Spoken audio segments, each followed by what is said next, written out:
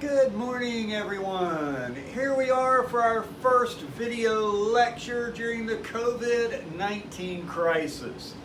I realize my board reads backwards. I had to flip the video around so I can see what I'm doing, so I apologize for that. Maybe it's a kink I can work out later. But anyway, Chapter 16, Section 1, Lecture 1, if you will. This is going to be on minerals and mineral resources. What I would strongly advise you guys doing is opening the PowerPoint in one window, opening the video in another or a little corner of your screen. That way you can go through the PowerPoint, watch me as I give my lecture. You can pause, write, do whatever you want. Obviously, I think that would wind up being a lot easier for you. But anyway, with no further ado, here we go. All right, minerals and mineral resources, your essential question. What are the primary differences in a metal and a non-metal? But all right, first off, minerals. We depend on minerals all the time, every day. Whether it's sulfur, which we might use in a match head or etc. Whether it's steel, which we use to build things with. Lead, maybe we use some to go fishing with. Plain old table salt, which we're going to eat and consume in a variety of ways. But the challenge really right now is to find a way to have the standard of life that we have with a ever increasing world population, that we don't wind up utterly destroying the environment and trying to extract those minerals that we need for life. Remember, it's not just about us, it's our children's children's children's children we want to live a world for. So if you look at the next slide, it just shows the mineral consumption per person in the United States, obviously. Now this would be over a person's lifetime. So like aluminum, every person uses about 5,000 pounds of aluminum. You go, what? Well, yeah, you buy a car, you do this, you fly in an airplane. Well, some little portion of that you're responsible for since you did it. They're trying to take into account all of these factors. Iron we use a lot of. Building, you buy a house, you have an apartment you work in. The desk you're sitting in has some iron in it, all this stuff. So take a look, and also, not surprisingly, the amount of salt we use in a lifetime. Something like 32,000 pounds a year, but we eat it, you sweat it out, part of our daily life that we need. All right, a mineral, your first vocab word. A naturally occurring, there's several things you've got to pay attention to here or you can mess it up. Okay, it's normally an inorganic solid. It's always inorganic. It's not going to be a living thing. Living things need it, but minerals themselves, not a living thing. So normally it's a solid. On rare occasions we do have a liquid like bromine or mercury, but these are pretty rare. It does have a characteristic set chemical composition. Like sulfur, one of its chemical compositions, it will burn. So that's something that's characteristic of it. Lead is a soft metal or something. Some sort of chemical composition. It has an orderly internal structure. Common table salt, halite, if I got to get it close, you see this aspect of what it looks. But this is rock salt in its normal form. But the chemical structure of salt is such. So it's in this orderly internal structure. It's in this geometric repeating pattern over and over and over, and that's what gives it some of its chemical compounds. So they either consist of atoms, if it's a compound, it's 2 or more. Sodium chloride. My piece of quartz here is silicon and oxygen, SiO2. But if it's copper, for instance, every element in there is a copper atom, so it's all copper. So it could be a single element like copper or lead, or I've got a few little pellets of aluminum here, or a compound, SiO2, NaCl, whether they're bonded together or not. Once again, they have to be in these regular geometric patterns. Different ones will come in different shapes and sizes, but there you go. So the mineral itself, the arrangement of the atoms, how they actually fit together, along with the strength of the chemical bond, so how strong is it, it bonds together, determine its physical properties, like salt, physical property. Yeah, it's salty, it has that particular taste. Or sulfur, sulfur will burn, it has a chemical property to it. Quartz has this clear, and it's also very hard, etc. So some of the native elements, gold, silver, copper, are, otherwise the others tend to be compounds. This is most of them. Like our quartz, this is rose quartz, and more of a pure, nice, clear form of a quartz crystal, which is what most minerals wind up being, some kind of compound of the two. Now we're going to talk about the minerals themselves. They usually come in a ore. So let me take a piece here, and if I get it close, you can see that it has different colors and sections. Kind of some pink and gray and little black flecks that are in it. Well, let's say we're after the pink part of this particular ore. Well, the pink's what we want, and we don't want the gray bits. So we have to grind it up, pulverize it, somehow separate the two. Well, the parts that we don't want are gangue minerals. Say something even like this piece of granite. If we're after copper, and copper is in some granite, the granite becomes gangue mineral. We're not really after it. Now, if the granite is in a rock quarry and we're going after granite, then all of a sudden we want it. It's kind of like a weed. A plant in one part of your yard is a weed, somewhere else it's desirable. It all depends on what you want where. So gangue minerals, they tend to not have much commercial value to them. But most of our ore tends to be in with other stuff. Some of it we want, some of it we don't. Once we separate them, we have to refine it. We've got to get the stuff out of it that we want. And basically, for it to be profitable, we have to be able to make money from the process. Let's say it takes me $10 of effort to grind this up and get the mineral out, and the mineral's only worth $8. Well, it's not worth it. It's not profitable. Even though there's a mineral in there we desire, if it's not profitable, we don't go after it. We look for it somewhere else. So it's a matter of the percentage that's in there that we want. So it has to be greater than the cost. Now, if I get this out of the ground and I take the, let's say it has copper in it, out, and it cost me $10 to get it out of the ground, my manual labor, grind it up and get the copper, and I can sell the copper for $50, well, ding, ding, ding. We have something worthwhile.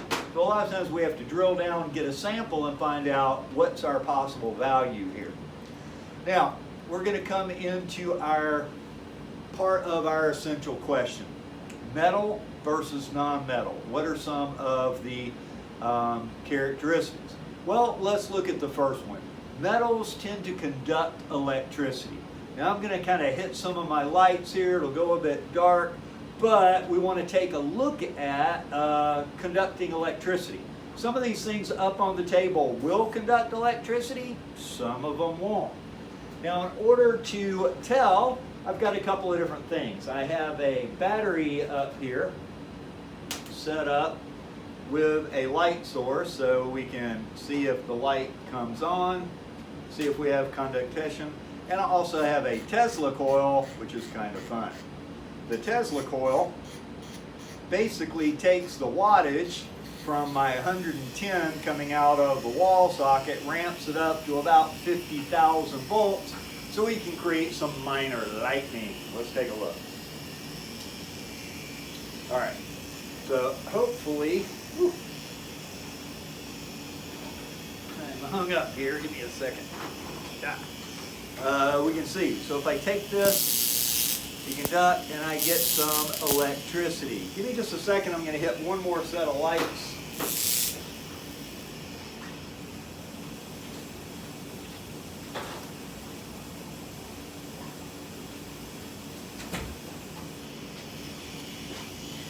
sorry, I forgot that was there. So one more time. So I can create a little bit of electricity. So that's with steel. Now I'm going to go to granite. Well, not so much. Or quartz. Doesn't really conduct it. Copper? Yeah, I get a nice spark with copper. Now over here I've got several things up in a row. The first is wood. Wood, nothing. Plastic, nothing really. But, oh, look at that.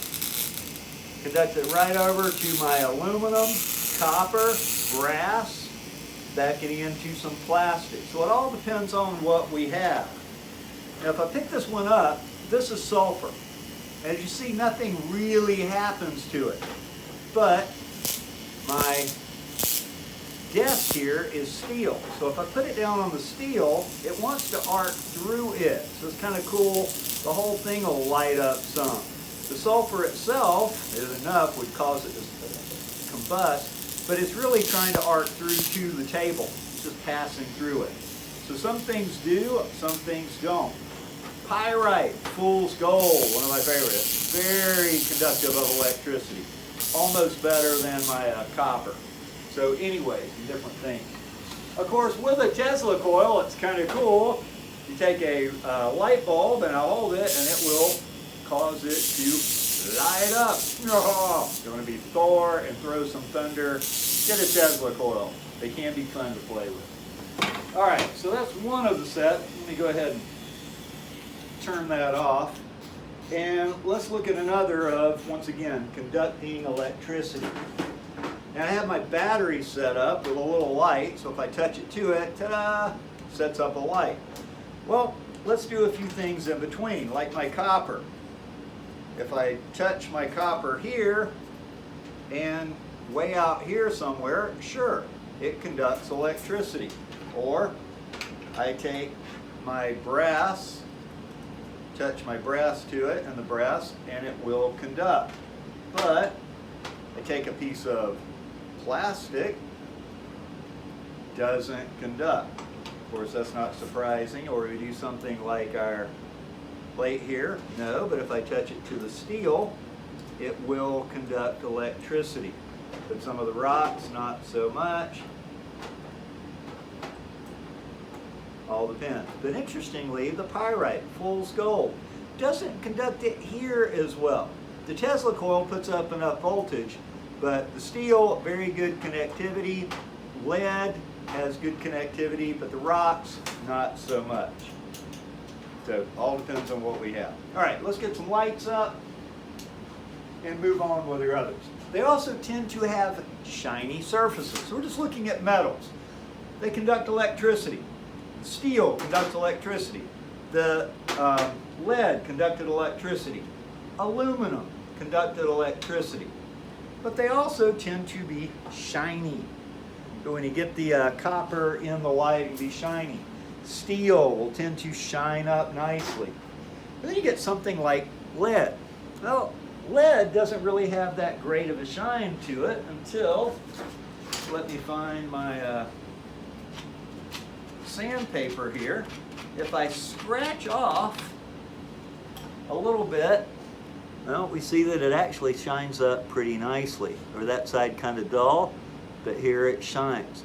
So it's not that all metals always are shiny, but they will hold a shine. A lot of times the oxygen will cause them to form a patina, some sort of coating. It'll bond with it, causes them to dull up. And the other thing is they tend to be opaque. I can't see through it. No light passes through it, as opposed to some of our others. This tends to be transparent. Light will pass through it. But metals are almost always opaque. But anyway, three of the characteristics. They will conduct electricity. Normally they conduct heat well. They tend to have shiny surfaces. And they're opaque. Light will not pass through them. But, so the gold, silver, copper are ones that are metallic, but a lot of the ones that we need after for life and etc. are not. So let's look at non-metals. And if you pull up the list there, we have three things there. It says they tend to be good insulators. Well, insulators, like my bike bottle here with insulator. Well, inside it I put some ice. I have two different containers here. One of these is a metal. It's a conductor. This is a non-metal. It's kind of a gray, darker and gray, which makes an insulator. So if I put an ice cube on the insulator, try and get about a same size ice cube to go on the other. Sorry, I keep dropping one on there. We'll see what happens. In very short order, you can see that this one is beginning to melt. And I'm going to bring them up a little bit closer to the camera. You can see this one is beginning to melt pretty quickly. Water forming. Dropping my ice cube. But this one's melting down pretty quickly. This one, not so much. Just going to set them back on the table, and you can kind of keep an eye on them as I keep going. This one is a good insulator. It insulates against it, so it doesn't come off. Then once again, they may have shiny or they may have dull surfaces. The sulfur here, fairly dull surface. The granite, fairly dull surface. Fairly dull surface. But in this case, pretty shiny. The quartz can be pretty shiny. One or the other. So it depends.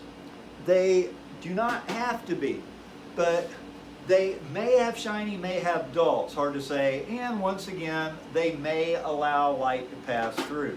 This is onyx, as formed from volcanoes. If it was cut thin enough, you could actually have light pass through. But this one's so thick, it kind of doesn't. So it just depends. The quartz, light passes through to a degree. This is a nice, real clear piece of quartz. Light passes through easily, but in the case of sulfur, not so much. It just depends. Once again, these can be native or non-native. Native element like sulfur is just a element, or once again, back to our salt, non-metallic mineral. It can either be a compound, once again, compound, silicon and oxygen, or native element, sulfur. It just depends. So how do they form? Well, they form both on and beneath the Earth's surface, and it depends on the environment. The things when they cool quickly versus cooling slowly, you get different size crystals. Typically, the slower something cools, the larger crystal size we get. All depends. And a lot of these wind up getting flowing as a solution, for instance. Now, not that this is one that happens a lot, but if we take just regular salt and we add some water to it, we all know what will happen. Nothing. Well, it'll dissolve, right? So this mineral in the presence of water, and if my water was hot, it would happen faster, but the salt dissolves. It becomes a salt solution. Now, once it's in a salt solution, the water cycle's doing its thing, right? It's out there evaporating the water. So the H2O is going to evaporate out, leaving the NaCl to form crystals. If this happens slowly, I'll tend to get larger crystals. If it happens quickly, I get smaller crystals. Well, this can happen with a lot of things. With copper or gold, as it's formed in the earth, super hot solutions from hydrothermic vents, magma pushing its way up, heating things up tremendously, and it'll find little cracks in the rocks where it'll settle in, then it evaporates out, cools off, and the crystals form. So we get veins of ore deposits. We can have veins of coal, we can have veins of copper, veins of gold, veins of sulfur. It all depends on what actually got melted down in these particular solutions. They fit down into the cracks over time, they cool down, crystals form, and we get ores that are made in veins. And a lot of our economically valuable ones, like gold and copper, are formed this way. Then we get vaporites. And this is our classic, best, really known evaporite, rock salt. Same thing that we then kind of grind up and turn into our table salt, clean it up a bit, is an evaporite. If it's very arid and the evaporation rates are high, this is where we tend to see this occur, and we even take advantage of it. Rock salt and gypsum are some of the more important ones that we have. Gypsum, this is gypsum. It's just a kind of really fine white powder, almost looks like flour, but you don't want to cook with it. This is what we use to form concrete, drywall. You have it all over your house and in the schools for various things, but gypsum is a good one that we use all the time. Now, a lot of metals we use for economic purposes as well as industrial purposes. Copper, for instance, it's in everything. It's in the cell phone, it's in our wires, phone lines, etc. that we've used for ages. We need it economically. All of our computers, everything has them. Silicon, yes, but there's a lot of copper in there too because it's a good conductor of electricity. A lot of times we'll combine two different metals. Now, if I take copper and tin, and I don't have a good example of tin, I mix them together and I get brass. Now, copper is classic coppery color, brass, a little more gold-ish looking, but we use brass in a lot of instruments. It is harder than both copper and tin, but interestingly, when you blend them together, you get a harder substance. It also doesn't tend to get a patina on it like the copper does, so it stays nice and shiny for longer times. We use a lot of alloys where we mix two things together. Steel. Steel is iron plus carbon. You add carbon into the iron and you get steel. It is harder than iron and it doesn't tend to rust as easily, hold an edge much better. We've used it for centuries. Some of the most used nonmetals outside of like salt, which technically falls at sodium and chloride. Sodium is a metal, chloride is not, so it's a combination. But gypsum, once again, this nice fine white powder that we use, makes our drywall. We use it in art class. It's kind of a plaster of Paris. You mix a little water with it and it'll harden up quite nicely. So all of our concrete takes advantage of gypsum. And then other things are prized just for their beauty, if you will. Gold. This is my dad's army ring. I typically keep it in a box. I'm not much of a ring guy, but I pulled it out today and it's still really nice and shiny. Also a watch of his with this kind of gold chain, etc. Kind of hang on to it because his dad's from a long time ago. Once again, my dad's ancient, much older than I was. Yeah. Or silver. Picked this up in Nepal. It's a anklet bracelet, but silver. Now silver will kind of get a little bit of a tarnish over time and you have to polish it up, but mainly valued simply because they're pretty. We like it. Since they're rare, it makes them a little expensive and people want them. Otherwise, we also get things just like the gemstones. For instance, like the topaz in my dad's ring. No real economic value as far as industry goes, but it's pretty. We like it. Fool's gold, and once again, not worth much because it's not real gold, but that shininess, pretty thing that we like. So it's just a matter if it's desirable, people want one, then we can put a value on it and sell it for money. And that pretty much wraps it up for today. Hope you enjoyed today's video. Once again, either get a complete outline or a complete set of notes for chapter 16 along with your other notebook stuff, and we'll see